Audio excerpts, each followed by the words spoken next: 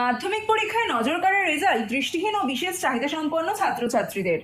এবারে মাধ্যমিক পরীক্ষায় নজর কাড়া রেজাল্ট দৃষ্টিহীন ও বিশেষ চাহিদা সম্পন্ন ছাত্র ও ছাত্রীদের।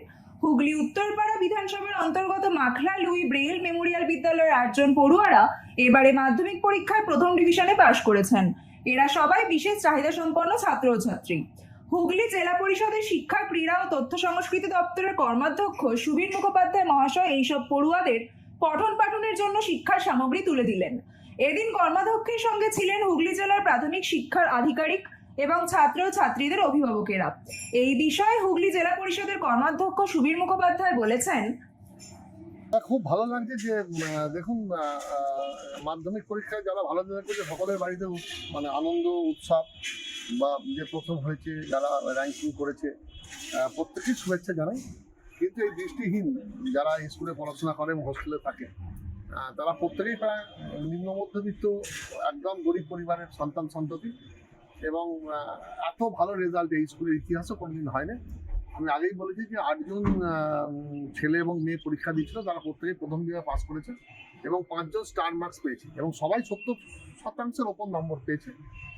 এবং এদের কেউ ভালো গান করে, কেউ সিনথেসাইজার বাজায়, কেউ ভায়োলিন বাজায়, কেউ আবৃত্তি করে, এবং এরা বড় হয়ে বিভিন্ন বিষয় নিয়ে পড়তে চায়, স্বপ্ন দেখতে চায়। তাই আমার মনে হয়েছিল যে আজকের দিনে এদের সংবর্ধনা করার জন্য লোকের সংখ্যাটা একটু কম, তাই এদের কাছে এসে পৌঁছাই, সংবর্ধনা জানাই, এদের একটু মিষ্টি একটু ফুলের তোলা দিলাম।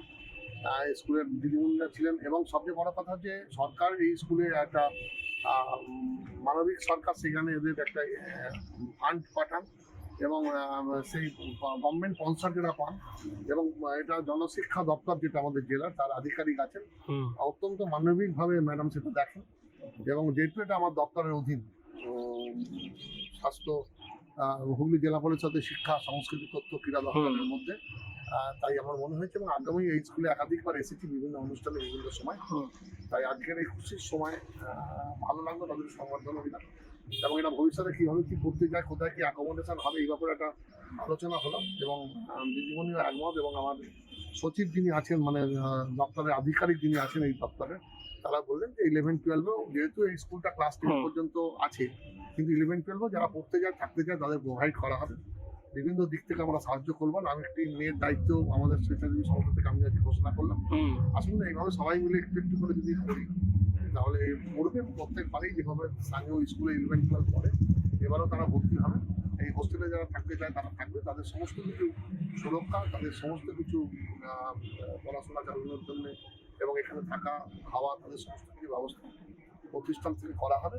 এবং পরবর্তীকালে আমরা চেষ্টা করছি যে 12শ শ্রেণী পর্যন্ত যদি এইটা অ্যাপ্লিকেশন পশ্চিমবঙ্গের মানবিক সরকার যদি এটাকে দেন এবং আমরা সেইভাবে যদি পৌঁছতে পারি, তাহলে নিশ্চয়ই আরও এই দৃষ্টিহীন ছেলে মেয়েদের আরো ভালো হবে। এবং এখানে আপনি দেখলেন যে বাঁকুড়ার ইন্দাস থেকে আছে, আমাদের এখানে বর্ধমান থেকে আছে, হুগলি তো বিভিন্ন প্রান্ত থেকে আছেন।